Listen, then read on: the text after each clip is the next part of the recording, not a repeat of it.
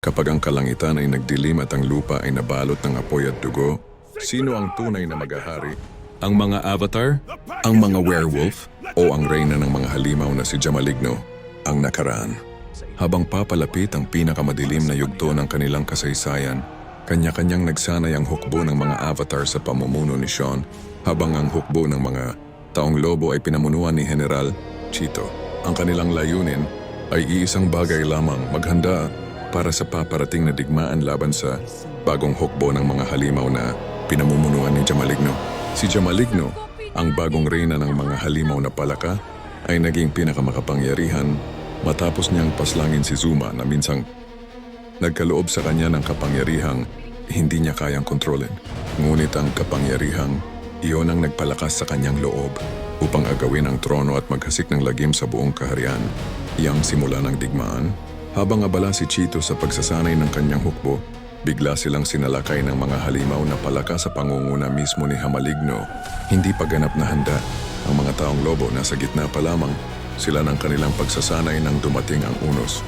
Sa unang bugso pa lamang ng sagupaan, marami na ang bumagsak. Isa-isang tinamaan ang mga kawal ng mga malalakas na hampas at nakamamatay na atake ng mga halimaw. Nayanig ang kagubatan sa lakas ng kanilang banggaan. Samantala, sinalakay rin ang palasyo kung saan naroon sina Reyna Habibi at Mother Lu.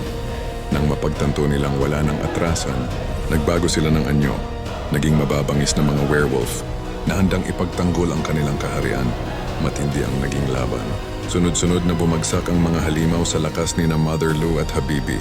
Ngunit dahil sa sobrang dami ng kalaban, unti-unti ring nauubos ang kanilang lakas. Sugatan na sila pareho, hingal at halos hindi na makatayo.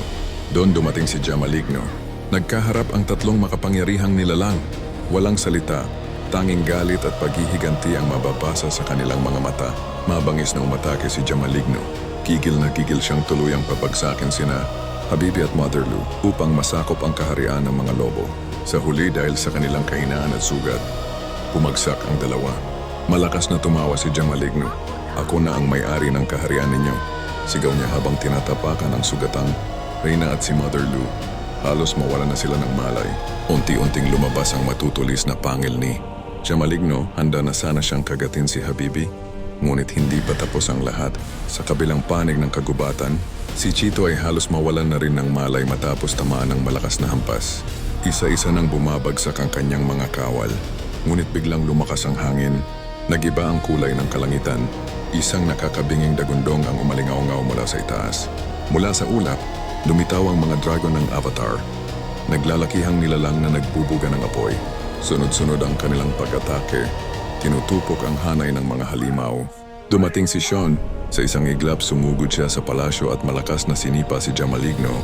Dahilan upang mapaatras ito, nagsimula ang isa sa pinakamapanganib na sagupaan sa kasaysayan. Dumating ang buong hukbo ng avatar upang tulungan sina Habibi at Mother Lu. Nagsalpukan ang tatlong puwersa, avatar at werewolf, laban sa mga halimaw na palaka. Bumubuga ng apoy ang mga dragon. Sumisiklab ang lupa. Umaalingaw-ngaw ang mga sigaw at dagundong ng espada, kuko at apoy. Ang digmaan ay naging isang malawakang sakuna. Ang kagubatan ay naging larangan ng impyerno. Si Sean at Jamaligno ay nagbabanggaan ng kapangyarihan, apoy laban sa kadiliman. Bawat suntok ay may lakas ng kulog. Bawat atake ay kayang gumiba ng pader. Habang tumatagal ang laban, lalong umiinit ang sitwasyon. Hindi basta-basta nagpapatalo si Jamaligno. Ang tanong, sino ang unang susuko? Sino ang tuluyang babagsak? At may mas malaki pa bang puwersang paparating? Labangan, ang part 9 ay simula pa lamang ng mas malawak na digmaan. Ang dugo ay umagos, ang apoy ay sumiklab, at ang kapalaran ng kaharian ay nakabitin sa isang manipis na hibla. Kung gusto mong malaman kung sino ang mananalo sa pinakamalawak na digmaan sa kasaysayan ng Avatar, Werewolf vs. Palakang Halimaw, I-like mo ang page. I-share mo para sa mga kaibigan mong mahilig sa epic battles.